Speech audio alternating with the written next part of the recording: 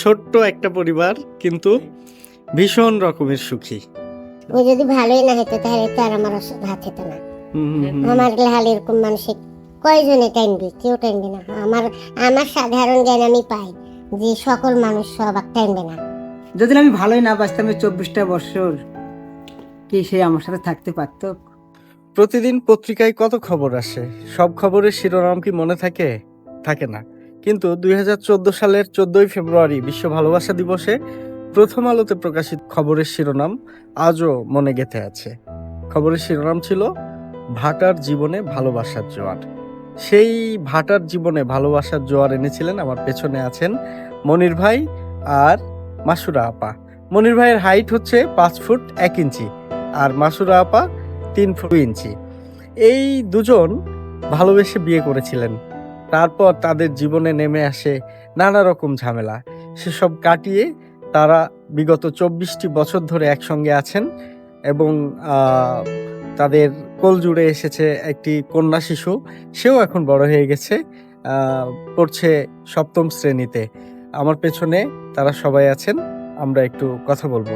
সেই 2004 সালের কথা। গাইবান্ধার মনিরুল ইসলাম ইটভাটায় কাজ করতে এসেছিলেন রাজশাহীর পবা উপজেলায়। তখন ইটভাটায় আসা যাওয়া করতেন বজরাপুর গ্রামের মাসুরা খাতুন। মাসুরাকে দেখে তার প্রতি মনিরুলের মনে অদ্ভুত এক মায়া জন্ম নেয়, হয়ে যায় মন দেয়া নেয়া।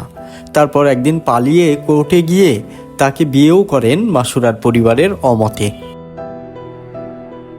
মনিরুলের উচ্চতা 5 ফুট 1 ইঞ্চি, মাসুরা 3 ফুট 2। মনিরুল ফর্সা, মাসুরা কালো, কিন্তু মনের তো কোনো আকার নেই, রঙও নেই। ভালোবাসার রঙে যখন মন রঙিন হয় তখন কিছুতেই আর কিছু যায় আসে না। কিন্তু পরিবার আর সমাজকে ভালোবাসার রং সবসময় রাঙাতে পারে না। এক্ষেত্রেও তাই হলো। তাদের প্রথম জীবনের ঝক্কি ঝামেলা ঠিক সিনেমার মতো। সেসব পেরিয়ে 22 বছর ধরে একসঙ্গে মাসুরা আর মনিরুল আছেন সুখেই। ওই ভাটার কাজে এসেছিল, আসার পরে আমার সাথে পরিচয় হয়েছে। তারপরে আমার চাচারে বলছিল বিয়ের কথা, আমার চাচারা বলছে দিব না। তখন ওই বেড়াত যাবো বলে আমাকে নিজে আলিয়ে আসছিল না, নালিয়ে ওই বাড়ি দেশে ওখানে বিয়ে হয়েছিল। আচ্ছা আচ্ছা, তো আপনার পরিবার তো বিয়ে মেনে নেয়নি পরে, সে সময় আমরা রিপোর্টে দেখছিলাম। এখন কি অবস্থা? এখন ভালো। কিরকম ভালো? এখন আর ওরা আমার সাথে কাজিয়া ফেসাদ কিছু করে না। আমি তো আর ওর কথাই শুনিনি। আমি আমার আব্বার বাড়িতে তো আসিনি ওইভাবে। আমি আজ থেকে 24 বছর আগে কথা কিন্তু বলতে হয়েছে আমার, এখনকার কথা না, 24 বছর আগের কথা বলতে হবে আমার। আমি কিন্তু ইট কাটতে আসছিলাম ভাটাতে। ইট কাটতে আসি ধরেন ওই মাসুরার সাথে আমার কিন্তু আমি প্রেম করি ধরেন ওকে আমি বাড়ি থেকে নিয়ে যাই। অথচ মাসুরাকে বিয়ে করাটাও অত সহজ ছিল না মনিরুলের জন্য। পালিয়ে যাওয়ার পর এই কোর্ট সেই কোর্ট ঘুরে শেষে বগুড়ায় গিয়ে তারা বিয়েটা করতে পারেন। বিয়ের পর মাসুরার পরিবার তো মেনেই নিচ্ছিল না। তাদের ভয় ছিল কয়েকদিন পর মনিরুল মাসুরাকে ছেড়ে চলেই যাবে। প্রস্তুত করা হলো ডিভোর্সের কাগজ। মাসুরা তাতে সই দেন না। মনিরুলের ওপর আক্রমণ করে তাকে তাড়িয়ে দেওয়ার চেষ্টাও হলো, তাতেও কোনো কাজ হলো না। এক নিয়ে যাওয়ার পরে গেছিলাম হলো আমি রাজশাহী কোর্টে, কিন্তু এখানে যে আমার বিয়ে হয়নি, কইছে এটা অসম্ভব। আচ্ছা, এটা অসম্ভব। তো ওখান থেকে গেছিলাম, কিন্তু চিন্তা করলাম যে ঢাকার যাই, ওখানে সবাই আছে আমাদের আত্মীয় স্বজন। ওখান থেকে গেছিলাম ঢাকা মিরপুর, ওখানে যাওয়া হয়নি। ওখান থেকে গেছিলাম বগুড়া কোর্টে। বগুড়া কোর্টে যা আমার ওখানে এক ভাগ্নি জামাই আছে, কোর্টে থাকে। ওই ভাগ্নি জামাই কিন্তু আমাদেরকে বিয়ে দিয়েছিল। ওখান থেকে আবার 1 সপ্তাহ পর যদি আবার বাড়িতে আসলাম যে সবকিছু মনে হয় সব ফাইসালা হয়ে গেছে, কেউ আর কিছু মনে করবে না। ওরে আল্লাহ, বাড়িতে এসে ধরেন ঢুকছি, আমাক জানলা দিয়ে শাবল মারছে, আমাক ধরেন মারার জন্য কিন্তু অনেক কিছু করছিল। কারা? আমার শ্বশুরের লোকজনেরা। আচ্ছা, কিন্তু আমার কিন্তু জীবনে ভাই এগুলা ইতিহাস আসলে বললে অনেক কষ্ট লাগে। তারপরে এখন আমি কি করি? আমার মাসুরা বলছে যে দেখো আমি ঠিক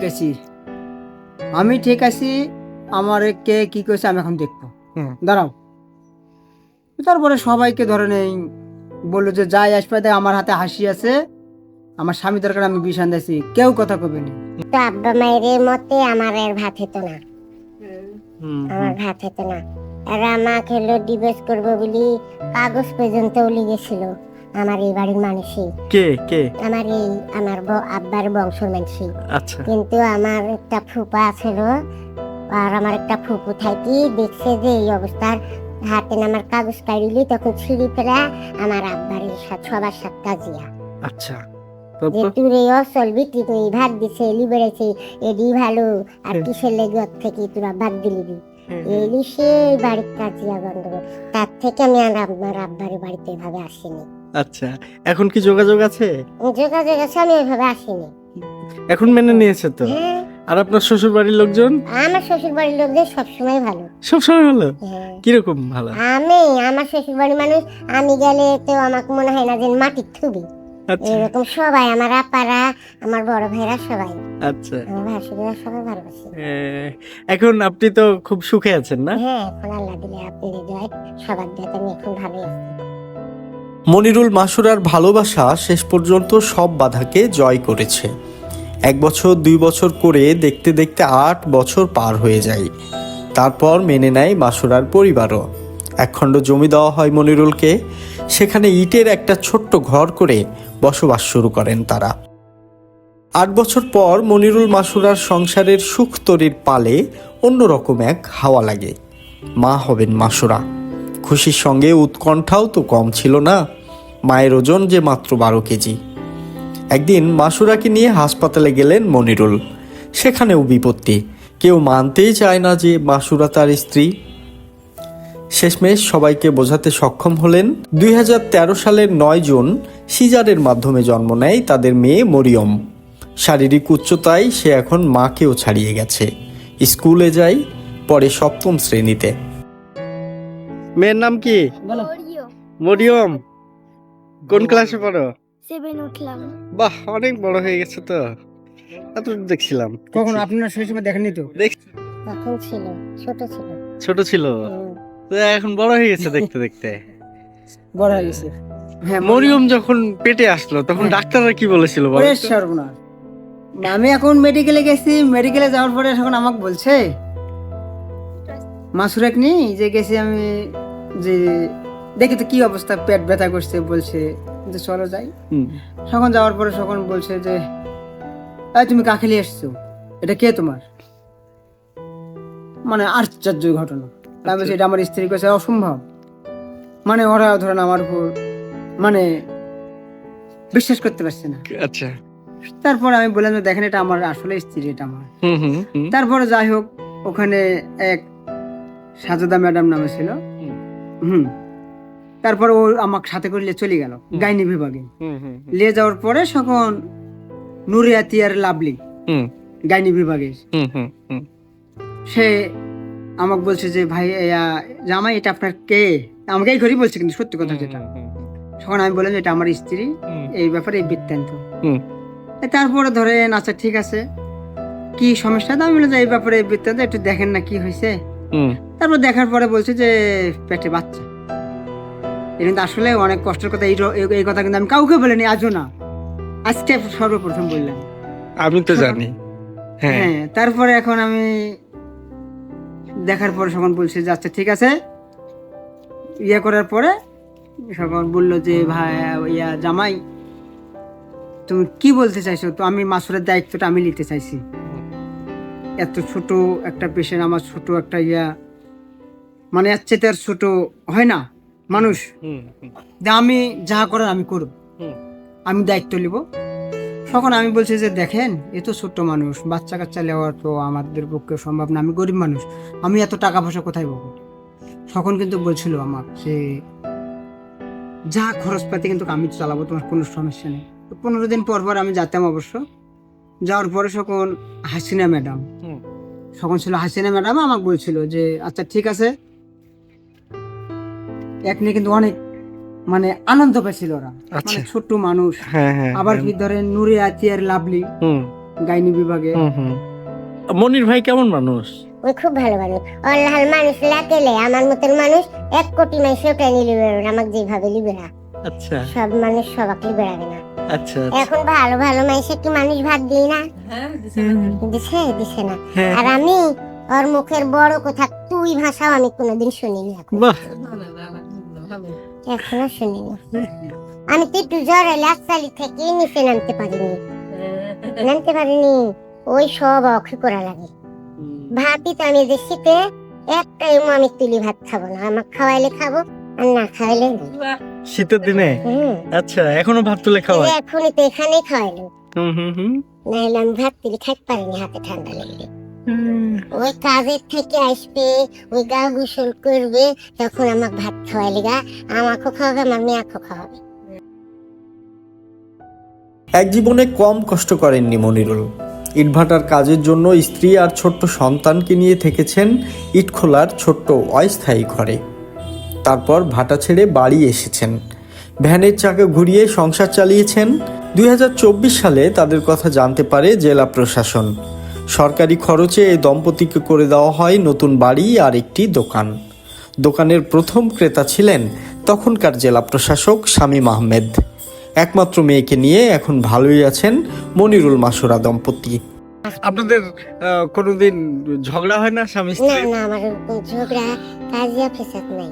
আমি তুই কথা বললে মনে হয় যেন আমার কতই বড় কথা বলিস, আগের থেকে শুনিনি, এখন তুই বললে আমার খাওয়া দাওয়াই বন্ধ হয়ে যা। অনেক অশান্তি মনে হয়। দৌড়ি যখন আমার চাচারে বলবি, ইয়া মাঝি আব্বা আমার পাগলি মন খারাপ করে জানতো, আমার বাড়ির যে বলেন গা বেহেন্দা পাগলি কোথা পেছে না, কাজিয়া সহ্য করতে পারি না। আচ্ছা আচ্ছা, তো তাই আপনাকে কোনোদিন বকাঝকাও করেনি? আচ্ছা, আমার বিটির যেটুকু রাগ হবে তা আমার পুরো রাগ হবে না। কোনোদিন বকাঝকা করেনি? কোনোদিন না? একদিন একটা কি তুচ্ছ কথা, কি? কয় 200 টাকা হারা গেছে। হ্যাঁ। তখন কয় আমার 200 টাকা হারা, আমি টাকাটা তুলে ওর বোনের হাতে জমা দিছি। তখন আমাকে এসে কইছে আমার কষ্টর টাকা, আমার টাকা কে লিছে, আমার আবার মুখ দিবার আগে টাকাটা লিজে শামশেরের বাড়ি যাইছি। সেহুনই আমাকে চড় মারি 2টি লোক আমার মুখে লাগি, আরো কাইছি আমার বড় ভাই 3-4 চড় মারলো আমার ভাসুর। কয় তুই কিসের লেগে ওর গায়ে হাত দিলি? কয় আমি বড় ভাই আমি আর কোনোদিন কিছু করবো না। এখন আব্বার আলি চলে গেছে, আমাকে আনবে। ওই বলছে আমি ওকে যাইতেও দিব না। 7 দিন ভাত খেয়েছিল না। কে কে 7 দিন ভাত খায়নি? মনিরুল ভাই। আচ্ছা আচ্ছা আচ্ছা। কয় আমার তুই যাও না, তাহলে আমি এখনই বিষ খাওয়া মরবো।